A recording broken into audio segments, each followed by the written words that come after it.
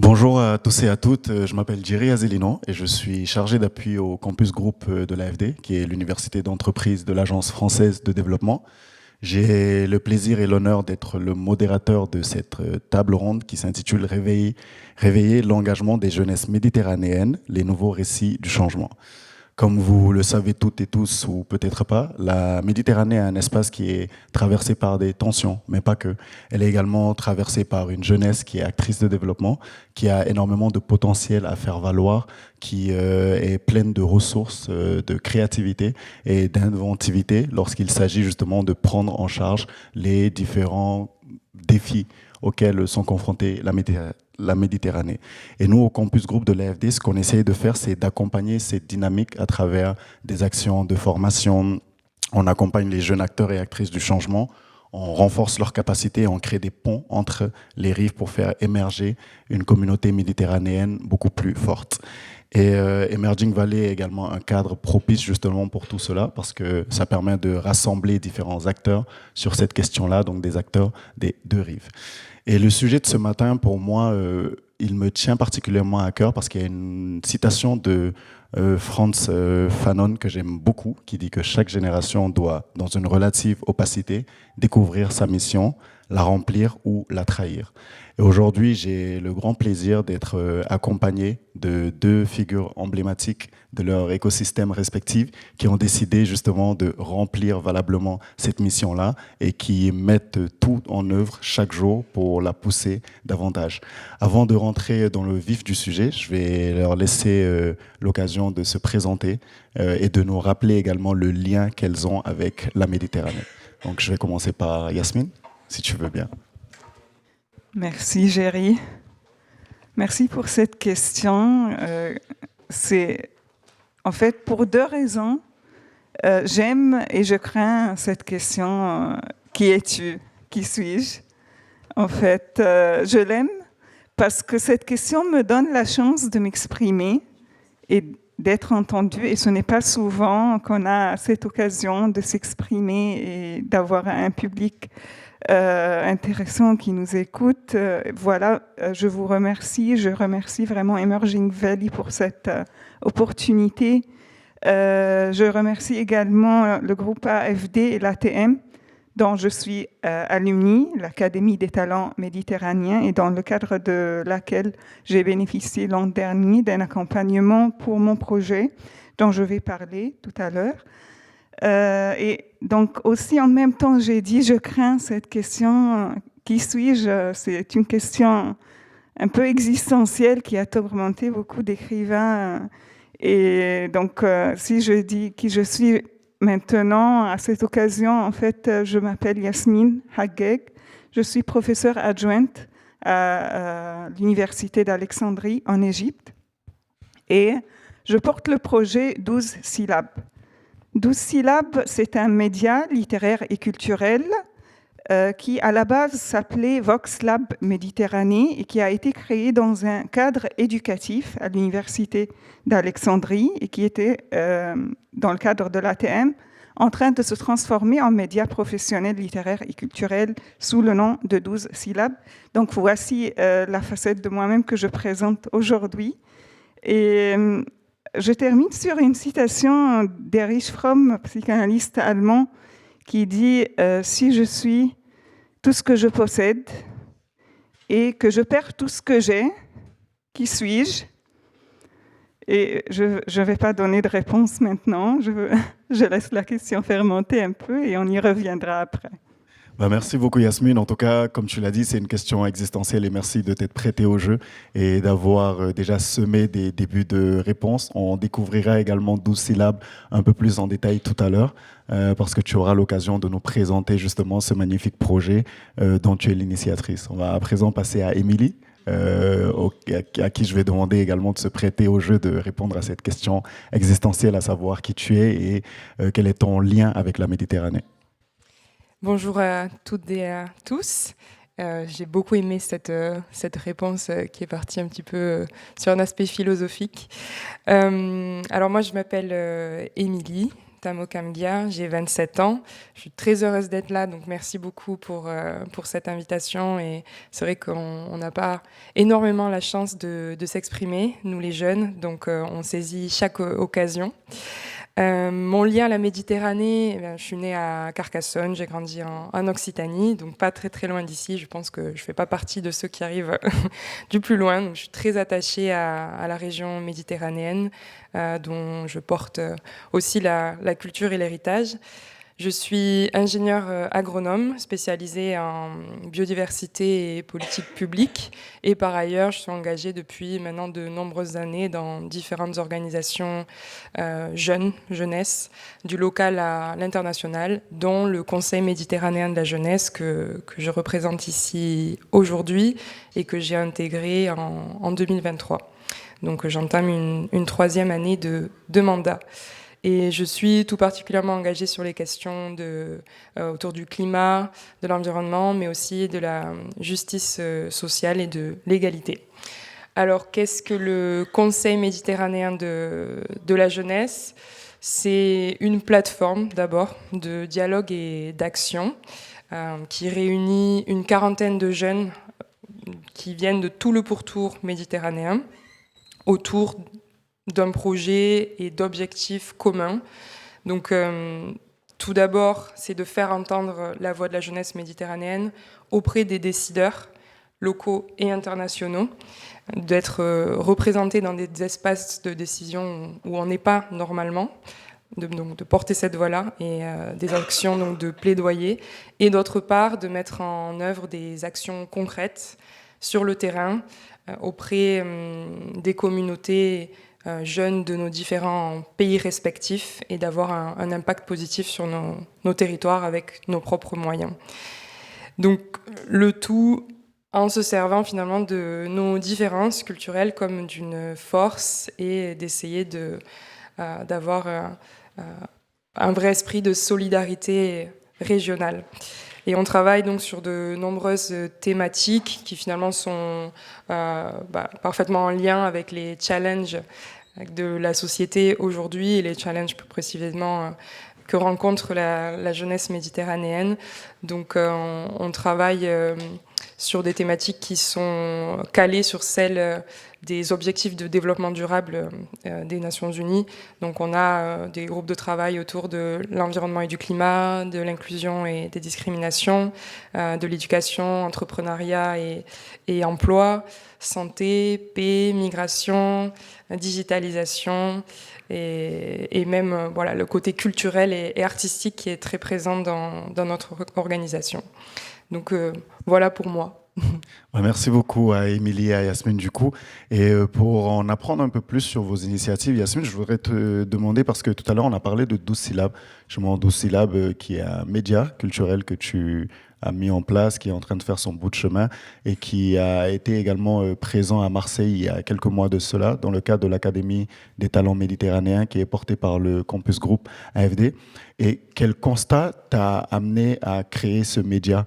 Et finalement, quel récit est-ce que tu voudrais que ce média-là transmette à la jeunesse méditerranéenne et à la jeunesse mondiale ? Le constat et la réalisation de ce projet de média, il remonte à très loin, vers 2017 en fait, où, comme je suis enseignante, et je ne sais pas s'il y a des enseignants dans la salle, mais les enseignants ont le grand défi de motiver des étudiants qui peuvent ne pas être très motivés, par exemple dans le cadre des études littéraires que j'enseigne.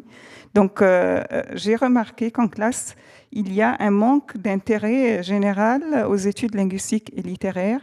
Et donc, ma question, c'était comment faire pour faire face à ce problème et qu'on ne reste pas dans l'ennui et le désintérêt. Et donc, c'est là que j'ai commencé le média qui s'appelait Vox Lab Méditerranée. Pour attirer donc les étudiants, je leur ai proposé de réaliser différents projets qui seront soumis à une chaîne média et donc publiés dessus. Et petit à petit, j'ai vu la transformation. J'ai vu comment ça les a motivés. On a fait ensemble des doublages, j'enseigne la langue française et la littérature française. On a fait ensemble des doublages de films. Ils ont été présentateurs, doubleurs de voix, ils ont été chroniqueurs littéraires, ils ont réalisé des courts-métrages, on a fait de petits documentaires, des vidéos d'information, donc plein de projets qui ont émané de cette idée. Et depuis 2017 jusqu'en 2019, où j'ai lancé le premier média, et puis l'an dernier avec ATM, où j'ai transformé un peu le concept pour qu'il devienne 12 syllabes. Et la conséquence donc, que j'ai vue sur les étudiants, c'est cette transformation, c'est l'appartenance, le sentiment d'appartenance qui se développe chez eux par rapport au lieu où ils étudient. La moyenne des notes qui s'est améliorée. Mais donc face à ce constat qui est logique, direct, il y a deux autres constats en fait que j'ai pu comprendre avec le temps, qui sont beaucoup plus dangereux. Le premier constat, c'est que en fait, les études littéraires, ils sont de moins en moins appréciés aujourd'hui, et c'est une tendance internationale. Et malheureusement, c'est parfois aussi une tendance à niveau étatique, c'est-à-dire qu'il y a des États, qu'il y a des sociétés entières qui qui développent le discours que les études en sciences humaines, en général, sont un frein au développement. Ce qui, logiquement, paraît bizarre, mais qui, malheureusement, se passe ainsi. Et donc, le média a pour but de revaloriser la littérature. C'est un objectif essentiel du média. Et puis, l'autre constat aussi que j'ai pu noter en appliquant cette méthode pédagogique à la base, ce n'est pas d'avoir observé que la moyenne des notes s'est améliorée, parce que les notes, c'est important, mais ce n'est pas le plus important non plus, bien sûr. Ce qui est le plus important, c'est de noter la transformation dans les compétences humaines, dans les compétences de compréhension, de savoir-être, l'esprit critique, j'ajouterais aussi la tolérance et l'ouverture à l'autre. Donc, le résultat est bien plus vaste que quelques notes de classe. Et je donne un exemple. C'est une anecdote qui est récente. C'est pourquoi c'est l'anecdote qui me vient tout de suite en tête par rapport à cette idée. C'est quand, il y a presque un mois, je faisais un atelier de littérature, écriture, sur la notion du dilemme. Et on travaillait une œuvre de la littérature russe. C'est une œuvre très connue de Léon Tolstoï, Anna Karenine. Et avec donc toute l'histoire d'Anna Karenine qu'on connaît, on a essayé de nous mettre à sa place, d'explorer la notion du dilemme. Et donc, je vous place aussi en contexte. Nous sommes dans une société très religieuse. Et les réactions que j'ai eues durant cet atelier, je travaillais avec un public qui ne faisait pas la littérature en général. C'est des étudiants en commerce qui font des cours de patrimoine à la marge des études essentielles. Et donc, les réactions que j'ai pu avoir durant cet atelier ont été un peu choquantes, parce que j'avais un public de jeunes énervés, en fait. Pourquoi est-ce que je leur dis de se mettre à la place d'Anna Karenine? Pourquoi ils ont refusé de se mettre à sa place? Et j'ai eu un garçon qui allait même quitter le cours parce qu'il m'a accusé d'être l'avocat du diable en parlant du cas et de l'étude d'Anna Karenine. En fin de compte, ça s'est bien terminé, ça a bien fini, justement en leur expliquant que le rôle de la littérature, c'est de vous expliquer, c'est de vous faire comprendre l'autre, d'ouvrir vos yeux sur d'autres possibilités que celles dont vous êtes sûr tous les jours. Et ce n'est pas du tout de vous amener à juger. Et en fait, bref, la littérature, par exemple, si je suppose que vous êtes 20, par exemple, dans la salle, un médecin assis ici va voir 20 corps humains. Un économiste va voir peut-être 20 portefeuilles. Par exemple, également, un créateur de mode va voir 20 costumes, alors qu'un chercheur, un humaniste va voir 20 âmes avec des émotions, avec des histoires différentes. Et actuellement, aujourd'hui, nous sommes, et on le reconnaît tous, nous sommes dans un monde qui vit une menace grandissante, qui est celle de la discrimination, celle de la radicalisation, de la déshumanisation. Et pourtant, on s'acharne à croire que la littérature et les sciences humaines ne contribueront pas à la prospérité des pays. Merci beaucoup Yasmine pour ce riche résumé de ce qu'est 12 syllabes et de ce qui t'a poussé à monter 12 syllabes. Et justement, tu as parlé tout à l'heure de pas mal de compétences qui sont très nécessaires, justement, vu la conjoncture du monde dans lequel on est, et qui sont des compétences qu'on peut ranger dans le savoir-faire, mais dans le savoir-vivre et dans le savoir-être également, qui sont des choses très importantes pour les jeunesses d'aujourd'hui, les dirigeants d'aujourd'hui, mais juste la société qu'on veut construire, dans laquelle on veut vivre et qu'on veut également léguer aux générations à venir. Je vais à présent me tourner vers toi, Émilie, parce que justement, on a parlé, et c'est un point que Yasmine a évoqué également dans son argumentaire, on a parlé de beaucoup de faits de société. Et aujourd'hui, les grands faits de société qu'on constate sont rangés, ou en tout cas sont dénominés des transitions. Donc on parle très souvent de transitions depuis un certain temps, donc, dans lesquelles on met les questions de genre, les limites planétaires, sans s'y arrêter. Et ce que je voudrais savoir, c'est au sein du Conseil méditerranéen de la jeunesse, comment est-ce que vous arrivez à mettre les jeunes à contribution, donc du coup plus particulièrement les jeunes de la Méditerranée, comment est-ce que vous les mettez à contribution dans la co-construction des politiques justement qui sont au service de ces transitions-là, et quels sont les leviers sur lesquels vous vous appuyez pour pouvoir rendre cela effectif? Très bien. Merci pour cette question. D'abord, j'aimerais revenir sur le rôle justement de la jeunesse dans la construction de ces politiques. Et pour nous, il est fondamental parce qu'on est le présent, mais on est aussi le futur. Donc les décisions qui sont prises aujourd'hui, souvent sans nous, vont nous impacter durablement. Donc il est indispensable finalement que la vie des jeunes soit prise en compte dans la construction des politiques méditerranéennes, et pas uniquement des politiques jeunesse, parce que c'est souvent le cas, on vient nous consulter pour les politiques qui s'appliquent aux jeunes, mais l'ensemble des politiques, tout sujet et toute thématique confondue. Déjà aussi parce qu'on est souvent ceux qui sont impactés de plein fouet par les crises, qu'elles soient climatiques, les préoccupations aussi économique, la précarité, elle touche énormément la jeunesse, les discriminations, les migrations.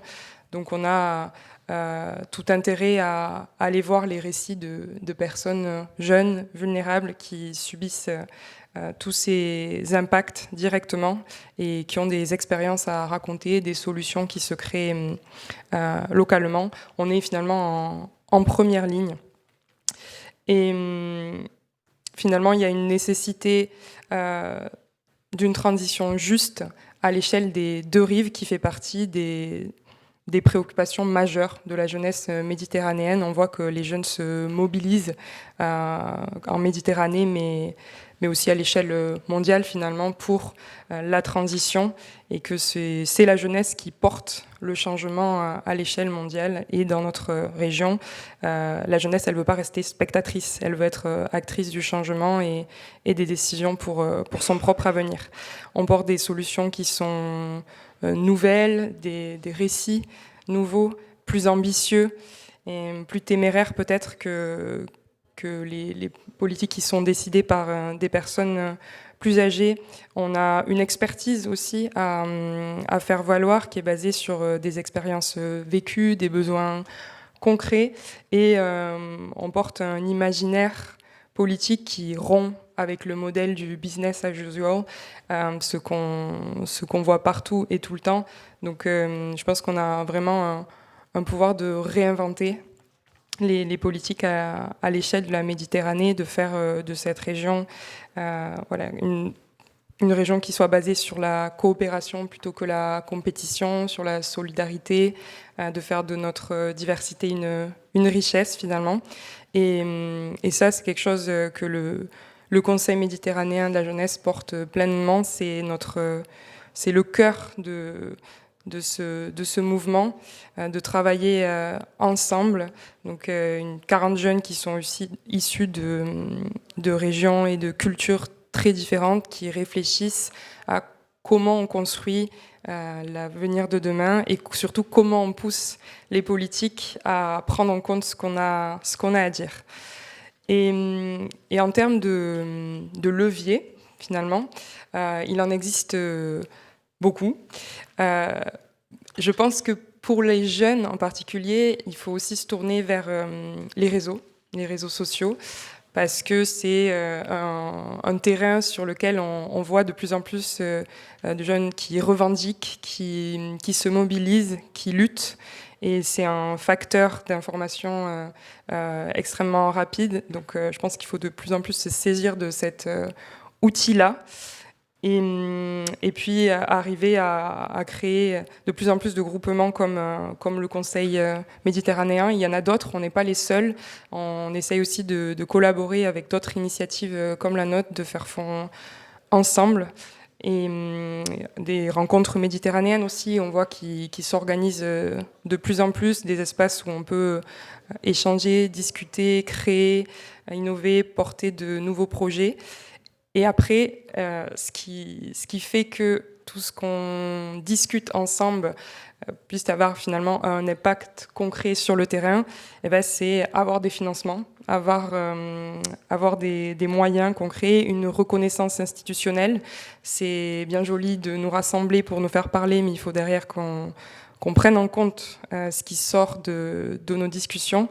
Et ça, c'est quelque chose sur lequel on travaille beaucoup. On pousse les décideurs à reconnaître notre expertise en tant que jeunes.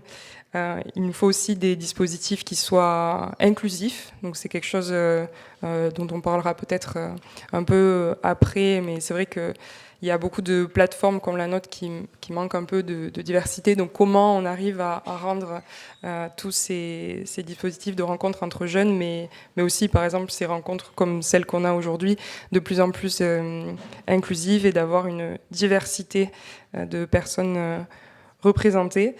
Et avec le Conseil méditerranéen en particulier, un levier qu'on utilise beaucoup, un outil, c'est l'art.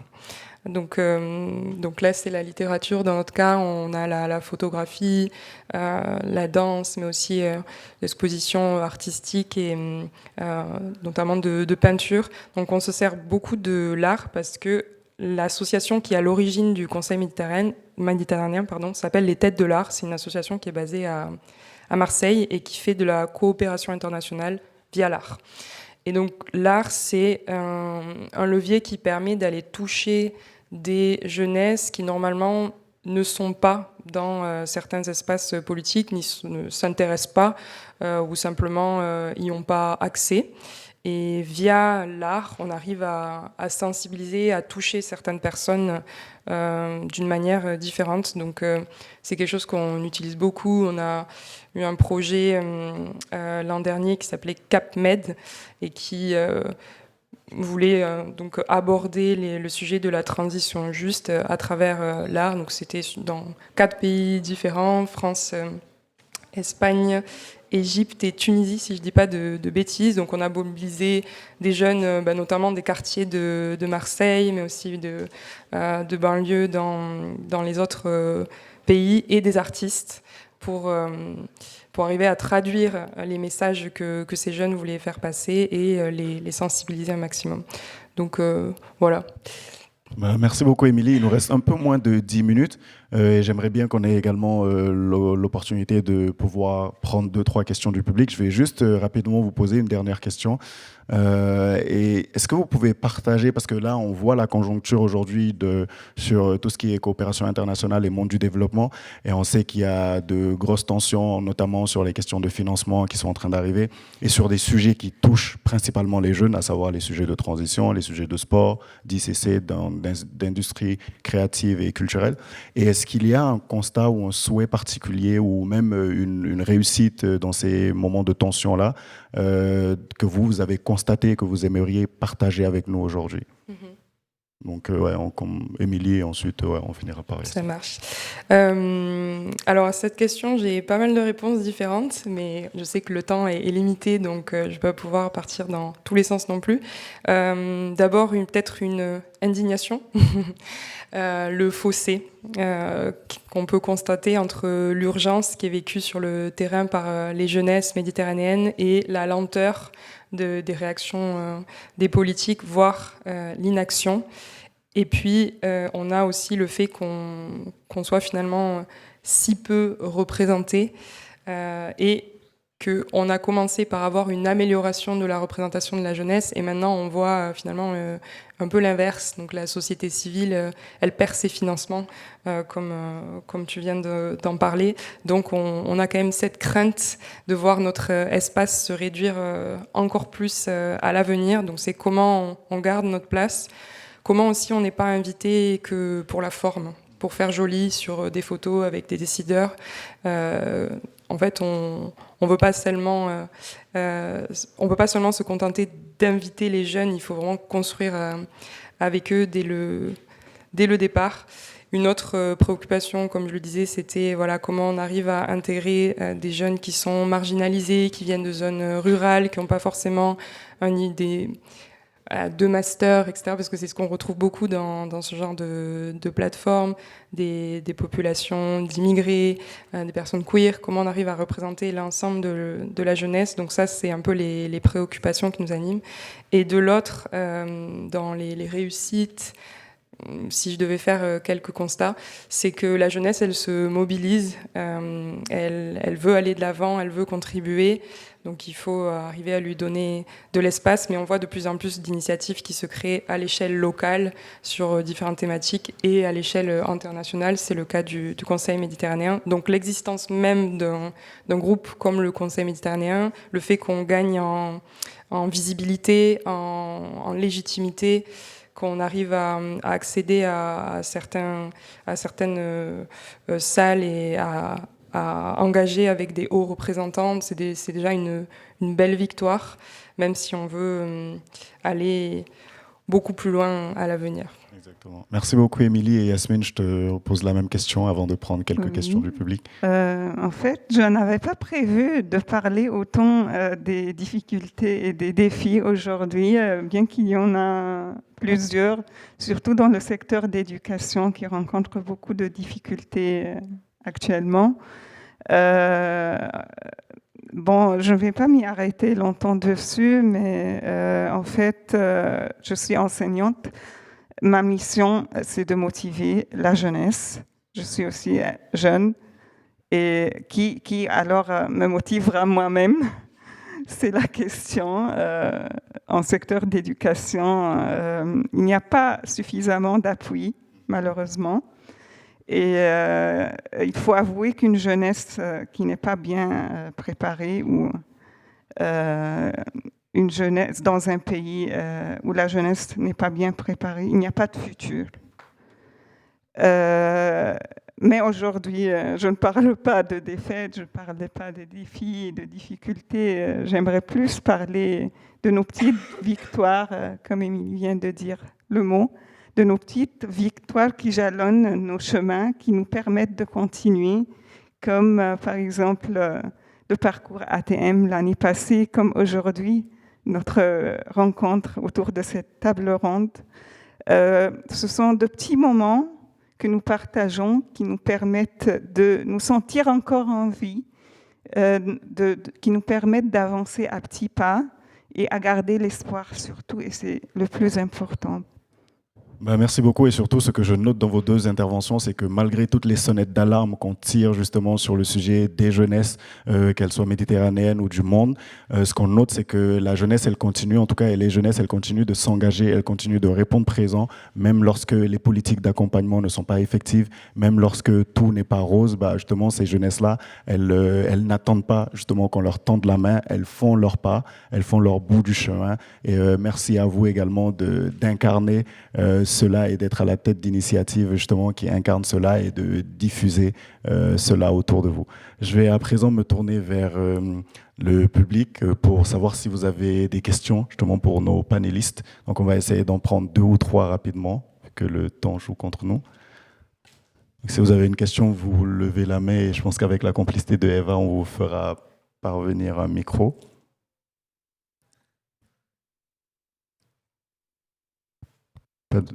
Vous en avez une? Non. Souvent, on dit que quand il n'y a pas de questions, c'est soit parce qu'on a tout compris ou parce qu'on n'a rien compris du tout. J'espère que c'est la première option, en tout cas, dans notre cas. Je ne sais pas si vous avez du coup un mot de fin peut-être à partager avec nous. Quel serait votre plaidoyer aujourd'hui ou même quel serait votre mot à l'attention des différents jeunes qui sont là, parce que je vois qu'on a un public qui est très jeune et qui nous suit. Du coup, qu'est-ce que vous avez envie de leur partager aujourd'hui? Qu'est-ce que vous avez envie qu'ils retiennent? Oui.